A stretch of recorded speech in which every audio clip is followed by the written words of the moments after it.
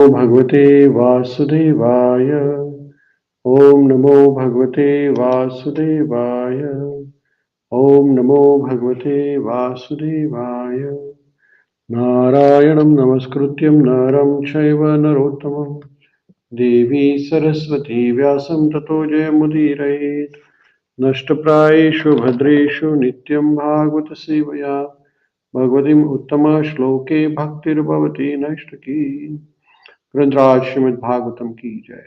So we're reading Śrīmad-Bhāgavatam, third canto, 21st chapter, titled as Conversation between Manu and Kardama Muni. Now in this chapter, Maitreya Rishi is explaining to Vidurji, upon asking by Vidurji about different living entities, Maitreya Rishi is explaining him about dynasty of Manu. And first Manu is the father of mankind. From Brahmaji's mind came to the first human being. His name is Swayambhuva Manu. And this Swayambhuva Manu is the father of mankind. He got married to Satarupa. And all the dynasty, all the living entities are the descendants of Swayambhuva Manu. And as we learned, that in each day of Brahma, there are 14 Manus. So every Manu has certain lifespan. So in one day of Brahma, there are 1,000 cycles of Satyuga, Treta Yuga, Dwapar Yuga, and Kali Yuga. And similarly, there are 1,000 cycles of such yugas in the night time of Brahma. So Brahmaji's day is very long. In that one day of Brahma, 14 Manus come. So it's like a very long time frame. Now, here we are talking about Swayambhuva Manu. This is the first Manu, and whose children, whose dynasty, we learned yesterday that Swayambhuva Manu's two children are the Maharaj Priyavarta and Uttanpad. And then he had also daughters, Devhuti and Akuti. So now yesterday we learned about two sons, Priyavarta and Uttanpad. Today we are going to talk about his daughter, Devahuti and Akuti. Now Devahuti, her son Kapila is also incarnation of Lord Krishna. So that mention is here in this Srimad Bhagavatam. So here is the shloka. Tasya vai duhita brahma Devahuti विश्रुता पत्नी प्रजापतेर उक्ता कर्दमस्य त्यायंगः त्वयायंगः तस्य वै दुहिता ब्रह्म देवहूति विश्रुता पत्नी प्रजापतेर उक्ता कर्दमस्य त्वयानघः Tvaya Anagha. So Vidurji is addressing Maitreya Rishi as Anagha. Anagha means one who is sinless, one who has done no sin.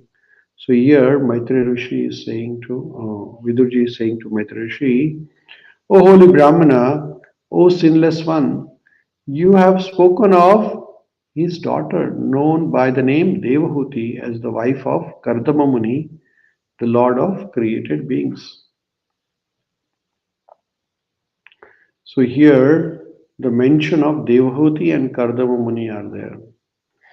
Now Devahuti is the daughter of Swayambhuva Manu, and she got married to Kardama Muni, a great sage who was great yogi actually, and about whom we are going to learn more in this chapter. So in this purport, Srila Prabhupada writes, here we are speaking of Swayambhuva Manu, but in Bhagavad Gita we hear about Vaivashvata Manu. So there are two names here. One is Swayambhuva Manu, which is the first Manu, which was created by Brahma in this day. And currently we are in the seventh Manvantara, which is Vaivashvat Manu. The present age belongs to Vaivashvata Manu. Swayambhuva Manu was previously ruling, and his history begins from the Varaha age, or the millennium when the Lord appeared as Varahadevata, Boar Avatar. There are 14 Manus in one day of Brahma. You see this we were talking about, right? And the life of each Manu, there are particular incidents.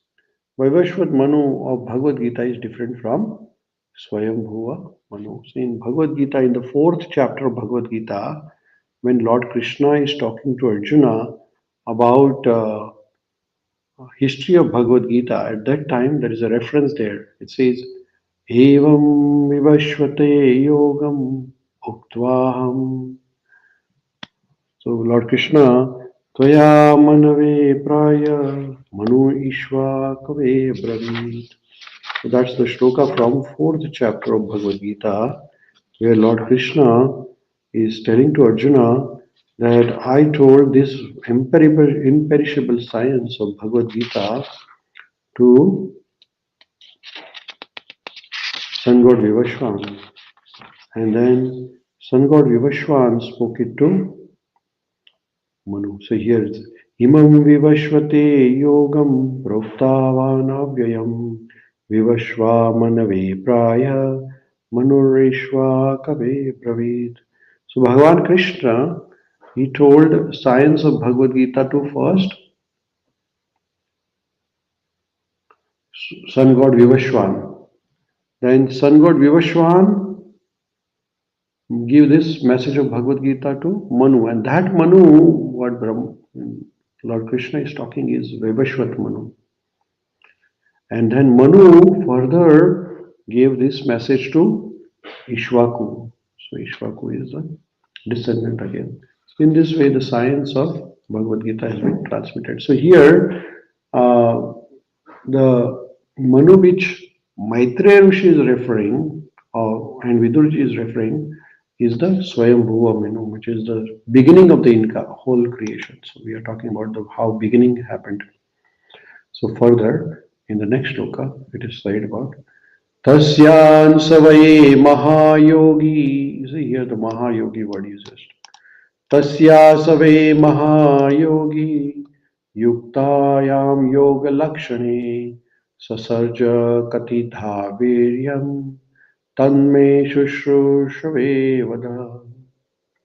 So here, Kardama Muni is mentioned as Mahayogi, is the greatest of all the yogis. So that is the. So the translation is how many offerings that great yogi we are talking about is Kardama Muni, who got married to Devahuti, who is the daughter of Manu. So he's asking, Vidurji is asking, how many offerings that great yogi beget through the princess, who was endowed with eightfold perfection in yoga principle. Oh, please tell us. Oh, pray tell me this, for I am eager to hear about it. So here, Vidurji is wanting to know about the life of great yogi. He doesn't want to know about somebody's family or somebody's how many children they have, but he wanted to know about this great yogi who had also children, and this great yogi was master in eightfold of perfection of yoga, which is Ashtanga yoga. So he had achieved the perfection of yoga. So he wanted to hear how did he achieve that perfection of yoga.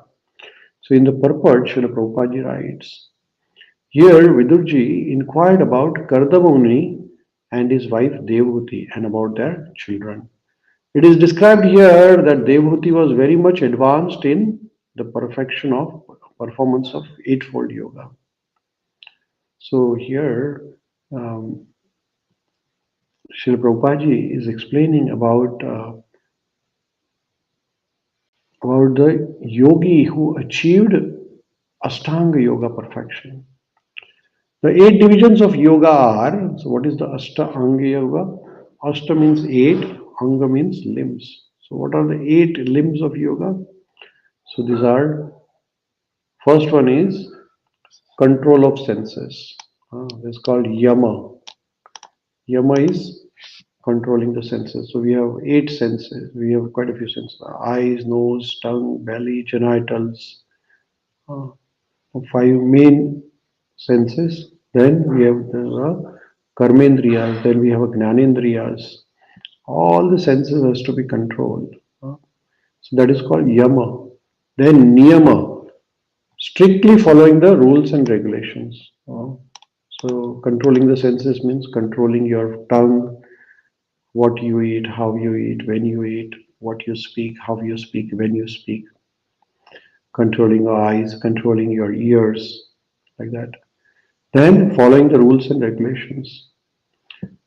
There are certain rules and regulations if you want to progress in spiritual life, like no meat eating, no gambling, no intoxication, no illicit activities. All these rules and regulations have to be followed. Third is practice of sitting postures, which is called asana. Asana is the bodily control. So, if you want to progress in the spiritual life, asanas are not everything. Sometimes people think that yoga is asanas, exercise, but this is something beyond that. First, it starts with controlling the senses, then following the rules and regulations. Then, third is the asana. Asana helps you to control over your mind and body. Fourth is pranayama, control of breathing. So we need to control our breathing science. Then fifth is withdrawing the senses from sense objects. Yama, niyama, asana, pranayam, and pratyahara. Withdrawing the senses. Sometimes senses are involved in sense enjoyment, but we have to withdraw them immediately. We should be able to control them. The next one is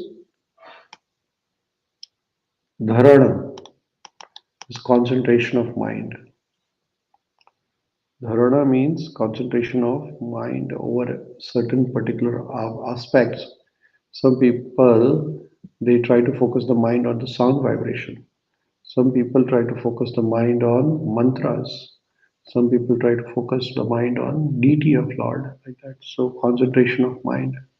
So yama, niyama, asana, pranayam, pratyahara, dharana, then dhyana. Dhyana is meditation. So you have to control the mind and do the meditation also.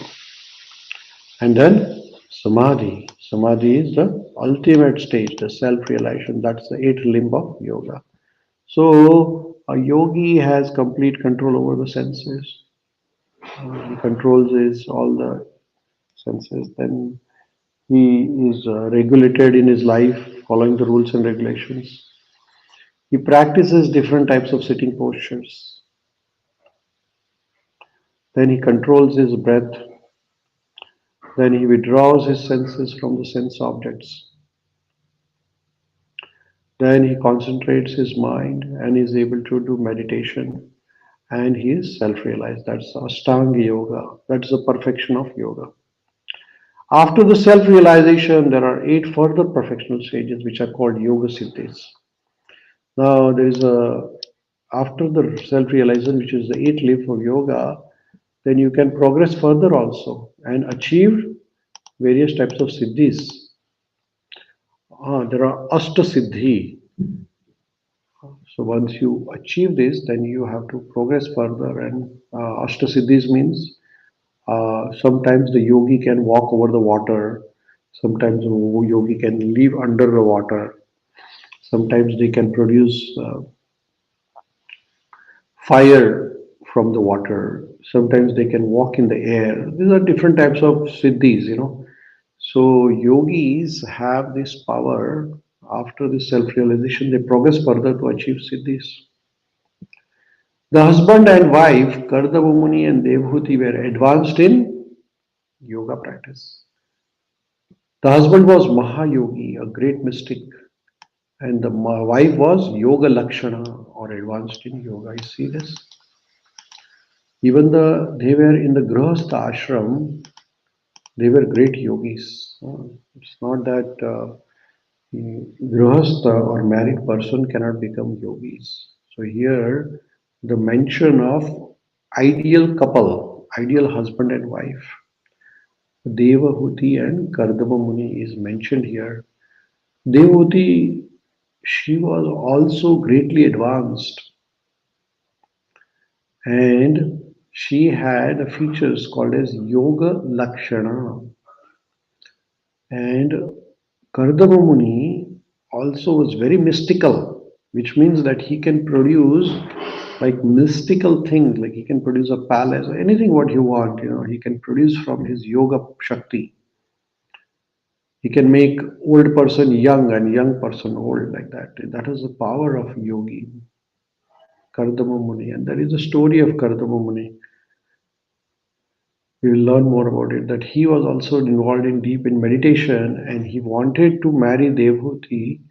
So then he changed his body from old to young person like that. So that was his Mahayogi. Mahayogi has tremendous power. So Devhuti and Kardama Muni, they united and produced children. Formerly, after making their lives perfect, great sages and saintly persons used to beget children. Otherwise, they were strictly observed the rules and regulations of celibacy. So these yogis, they produce the children because children are required to carry forward the message of spirituality. If there are no children, who will carry forward the message of Śrīmad-Bhāgavatam or Bhagavad Gita? So the children should be produced only if you are capable of making them Krishna conscious. Otherwise, it doesn't make sense. Brahmacharya or following the rules and regulations of celibacy is required for perfection of self-realization, mystic power. So here you see, Brahmacharya means restricting your senses. Celibacy is very important. And if you really want to achieve, that is one of the key factor. There is no recommendation in Vedic scripture that one can go enjoying the material sense gratification at one's whims as one likes and at the same time become a great meditator by paying a rascal of money. So here Prabhupada is, in a very strong word, is condemning current practice of people not restricting their senses and trying to think that they can become yogi. There are so many yogis who cheat people. They are engaged in sense gratificatory activities and they pretend to be great yogis. So Prabhupada is rejecting such pseudo yoga system. Right? So here Prabhupada has explained very nicely about Ashtanga yoga, importance of celibacy, brahmacharya, and how a yogi can produce children and still he can maintain his yoga lifestyle. Like you can be great devotee of Lord and be in a grihastha ashram also. Not necessarily you have to be brahmachari or sannyasi. A grihastha also can become great Vaishnava, great bhakta of Lord. And there are many examples in the history, like Bhakti Vinod Thakur. He was married, he had children, but he is a great Vaishnava saint. Uh, so we can see many such devotees in the history who were grihasthas, but they were able to serve Krishna very nicely. With that, we'll pause here. We'll continue tomorrow. Vrindraj Śrīmad-Bhāgavatam ki